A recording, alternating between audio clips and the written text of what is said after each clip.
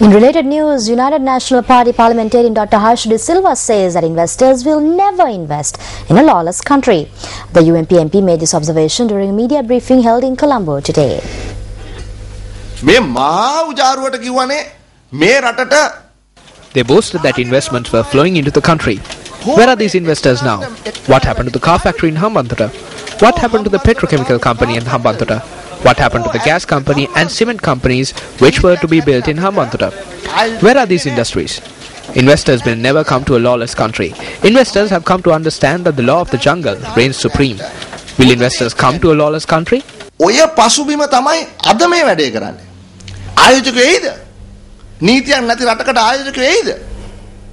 Deputy Speaker of Parliament Chandim Veerakodi says that the legislature and the judiciary should honour each other in order for the country to move forward. Now, he made this statement during a function held in Colombo yesterday.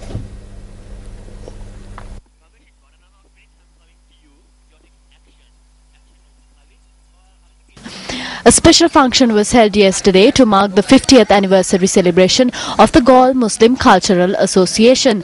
Deputy Speaker of Parliament Chandima Veerakodi was the chief guest at the occasion. Not only in Sri Lanka, all over the world there are checks and balances. One cannot judge its own cause. It's a simple theory. Parliament cannot do everything as it wants. The parliamentarians, as members of parliament, final removal decision of a member of parliament is not by the parliament. The power to determine removal of members of parliament and the decide on the term of parliament is given to the judiciary. When former President Chandrika Bandaranaike Kumaratunga wanted an extension of a term, it is the Supreme Court of Sri Lanka that gave an order explaining her term. So she had to honor the order of the Supreme Court and step down. We have to honor as institutes to each other for the country to move forward. A commemorative stamp was also released at the occasion to mark the 50th anniversary of the Cultural Association. The impeachment motion against Chief Justice Dr. Shirandi Bandaranaike was taken up for debate in Parliament today. We will have the views expressed by opposition and government parliamentarians coming up later on in the news. But before that, now it's a look at Action TV.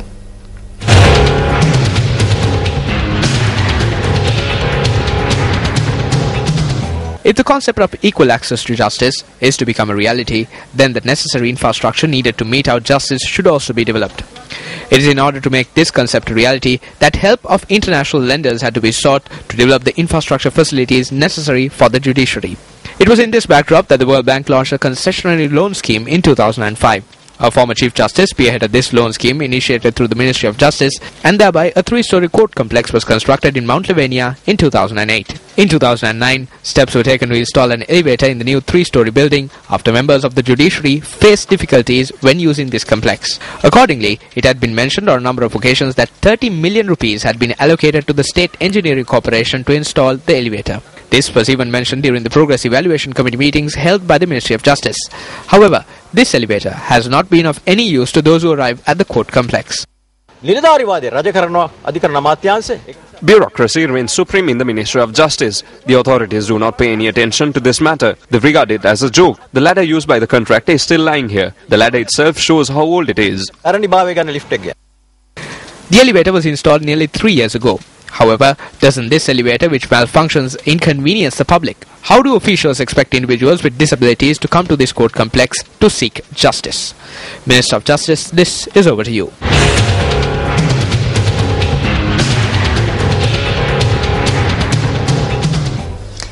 The search is on to locate the inmates who escaped from the Avissavella court lockup earlier today. 10 inmates escaped from the lockup at around 5:50 this morning.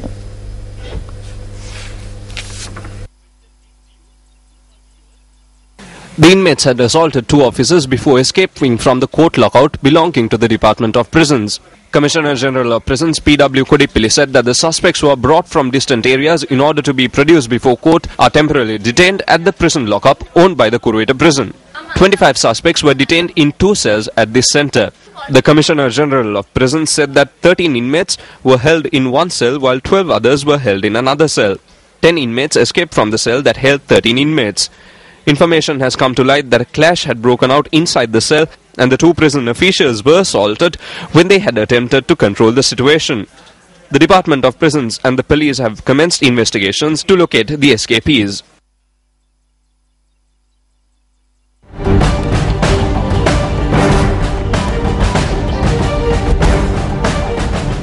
The students of the Al-Mashra Girls High School in Kalmune met with President Mahinda Rajapaksa yesterday. The group of students arrived at Temple Trees last evening on an educational trip. According to the presidential media unit, the students who engaged in a cordial discussion with the president thanked him for building a free country. The students also informed the president about the shortcomings in their school.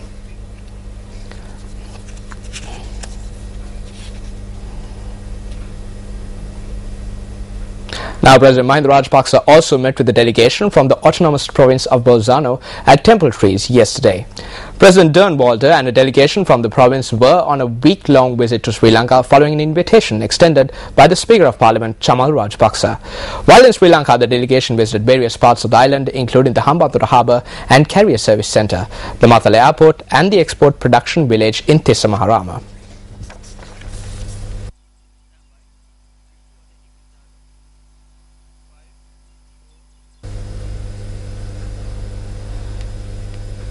In other local stories, European Union High Representative Catherine Ashton says that the European Union was deeply dismayed by the execution of Rizwan Afiq yesterday.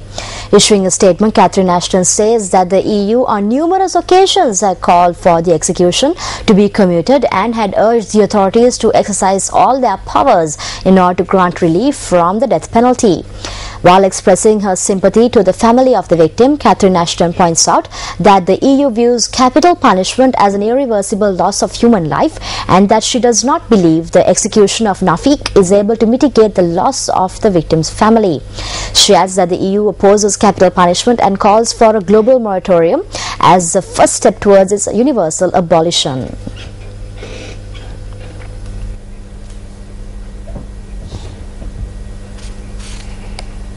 In other stories, the photographic exhibition titled The Aztec Goddess of San Francisco commenced at the American Center in Colombo yesterday.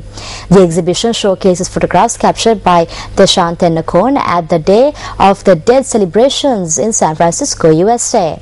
The event is being organized by the Fulbright Commission together with the U.S. Embassy in Sri Lanka.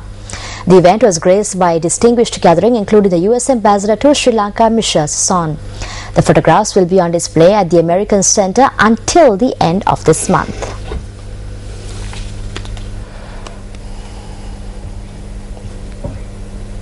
A program was held this morning to distribute exercise books to children residing down Magazine Road in Borella. The program to distribute books was held to commemorate the birthday of Municipal Councillor Deshamanya Premachayantha Kasturiarachi. Mayor of Colombo, A.J. M. Muzammil, and channel head of Sirius FM, S.M. Marika, were also present at the event.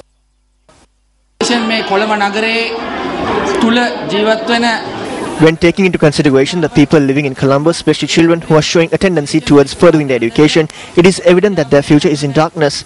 We should respect this move to develop education in Colombo at a time when questions are raised as to whether a large number of engineers, doctors and lawyers are being produced from Colombo in comparison to the large number of schools that are located in Colombo.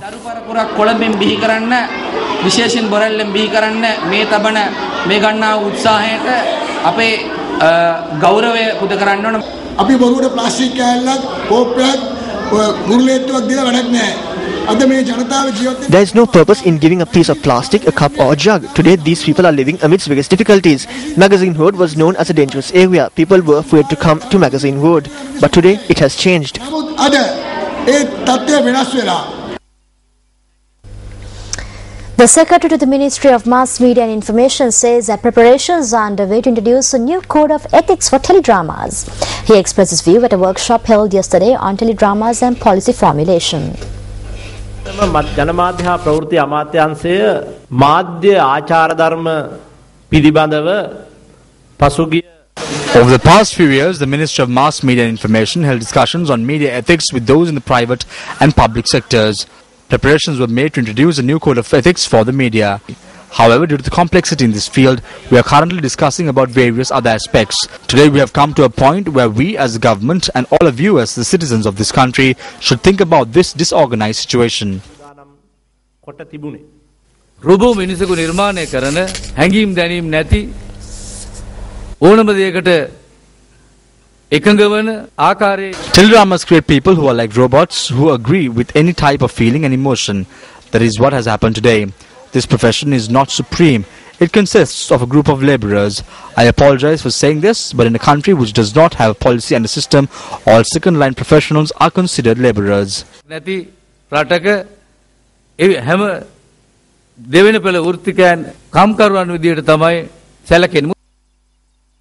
One of our headline stories now. The Parliament debate on the impeachment motion against the Chief Justice, Dr. Shriyani Bandaranaike, commenced this afternoon. Chief Opposition Whip John Amratungo, who expressed his opposition against the government's decision to proceed with the debate on the impeachment motion, said that adequate time was not granted to study the Parliamentary Select Committee report.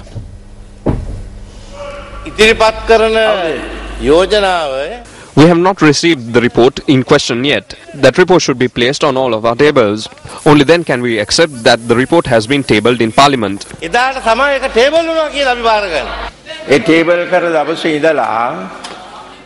is 1 month since the tabling of the report for 8th of January.